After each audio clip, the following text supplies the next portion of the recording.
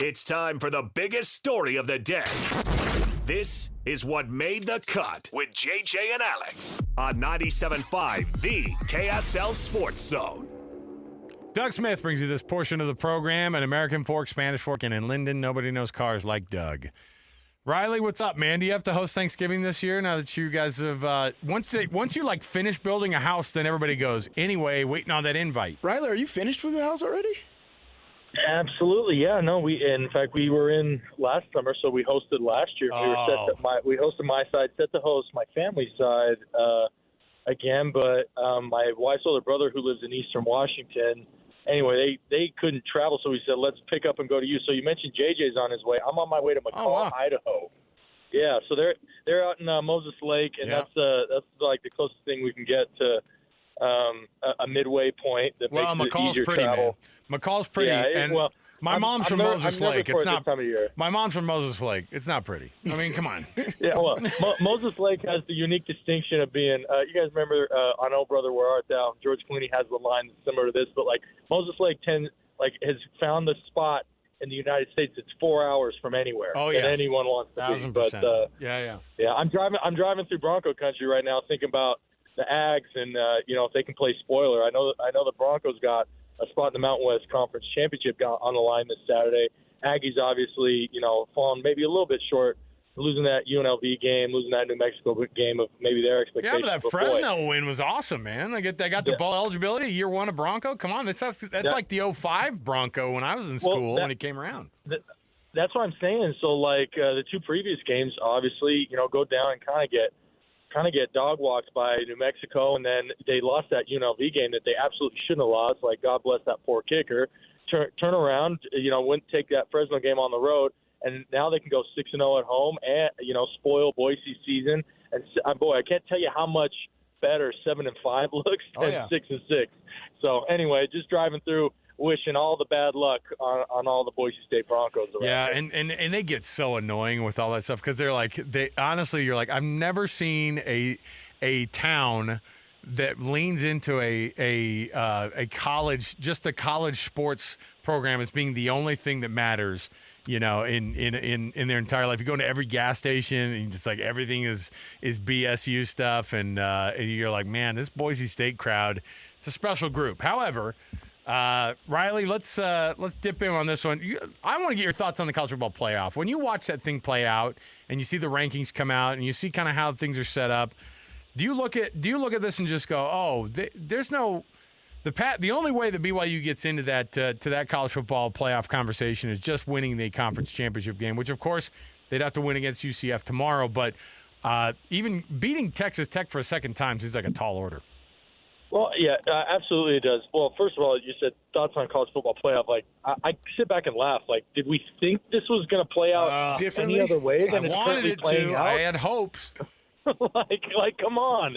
It was the vibes from the Blue Bloods. You know why they got rid of the BCS? Like, the fans were like, I don't like the BCS computer, da-da-da-da. The Blue Bloods wanted the computer out of there because the computer was the closest chance any of us ever had to any kind of anything that makes sense, right? Yeah, exactly. So anyway, no, I mean, tall order. I don't know. Obviously, you had that muff punt, and you had some stuff play out in that first Texas Tech matchup. So where I can see, like, all right, special teams plays a little bit better. The defense, I thought, actually played really well. Here's what I can't see.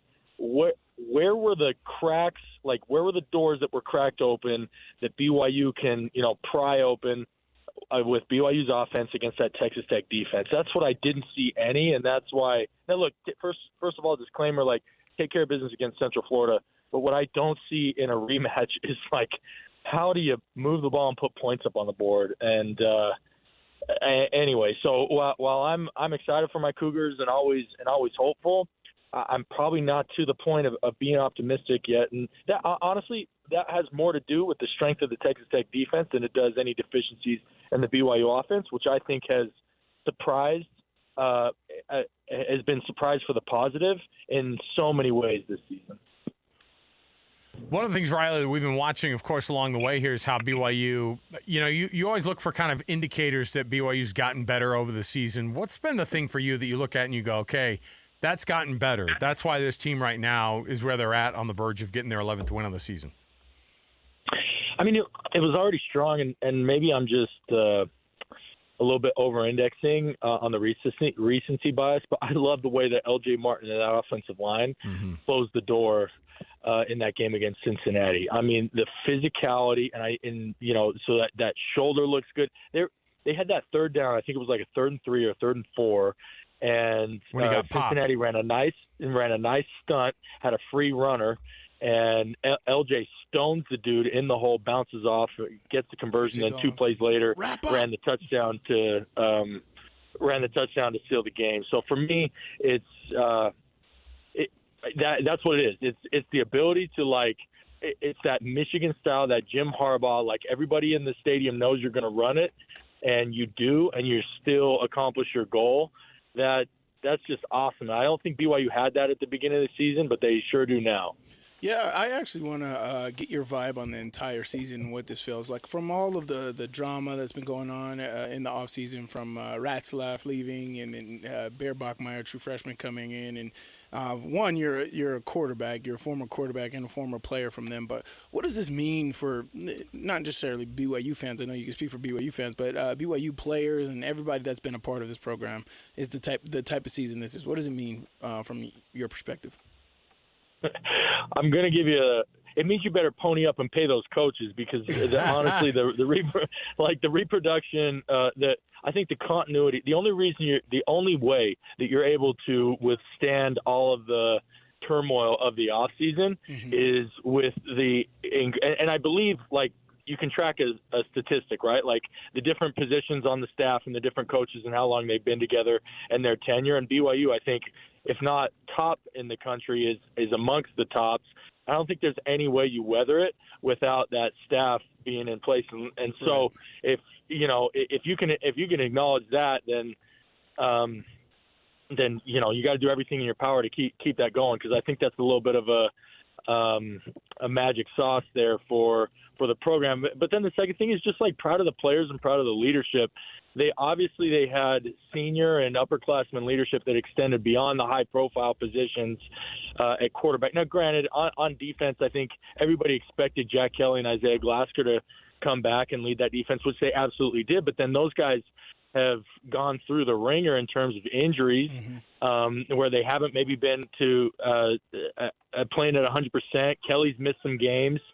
So anyway, just stepping back and looking at it, credit to the coaches, credit to the players for being able to embrace that adversity. And it's a lot of talk, right?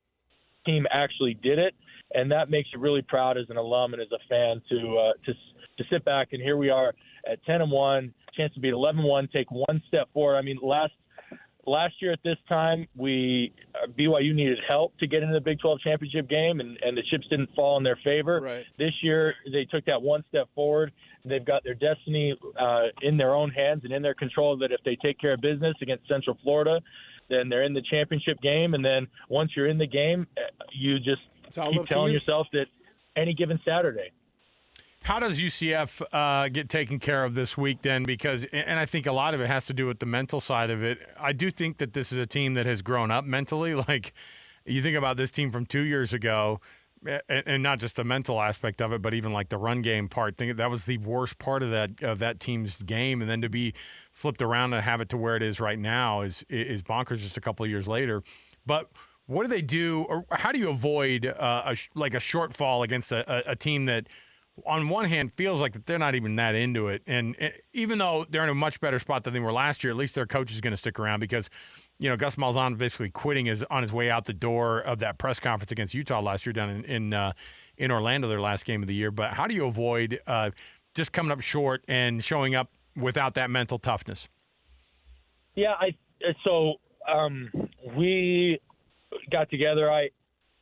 Cincy game, and there was a few of us former players that were watching the game together, and there was some frustration from some of them with maybe some of the play, like the lack of aggression or lack of killer instinct. Like, and I think if I'm being honest, I think it had to do with the fact that like Utah obviously wasn't able to get it done. They're on the outside looking in. They need help to get in there, but here they are championing how they just have boat raced everybody. Yeah. And BYU hasn't boat raced everybody. So like a couple of the guys were sitting around wanting to do it. I was like, listen, this team does not lose. Like, forget winning or boat racing. Like, this team simply does not lose, right?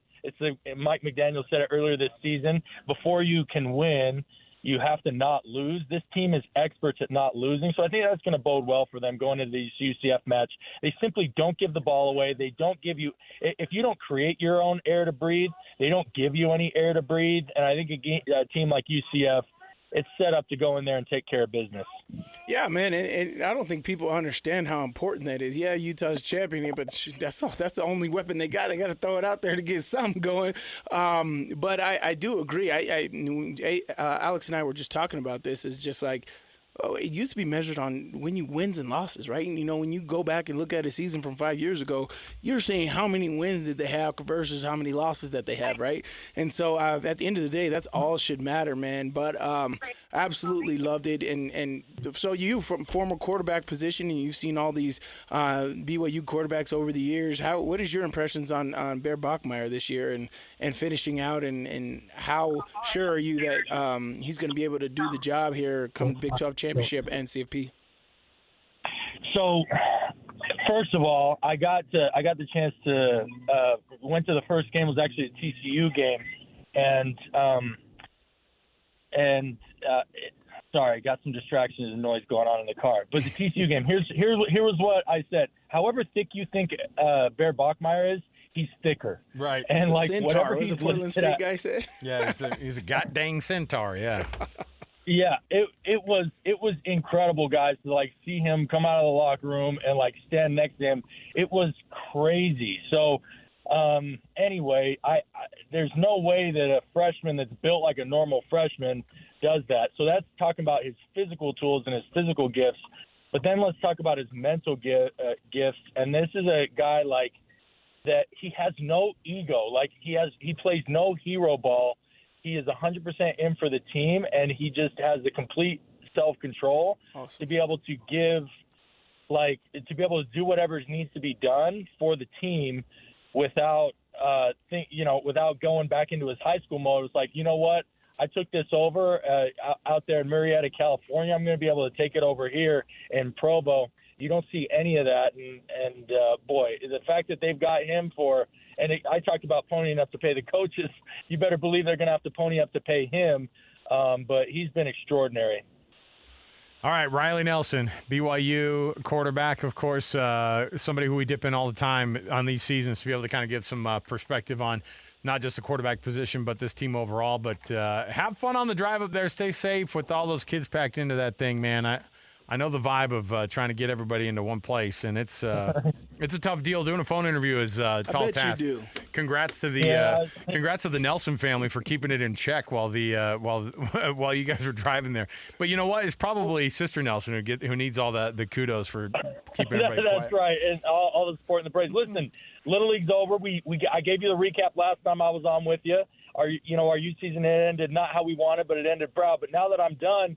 Like, for old time's sake, let's have it back in the studio. No distractions. Maybe I even come back in the full show with you guys. Okay, we'll do it. Always love being on with you, and let's do that before this football season wraps up. Let's do it. Riley Nelson, everybody.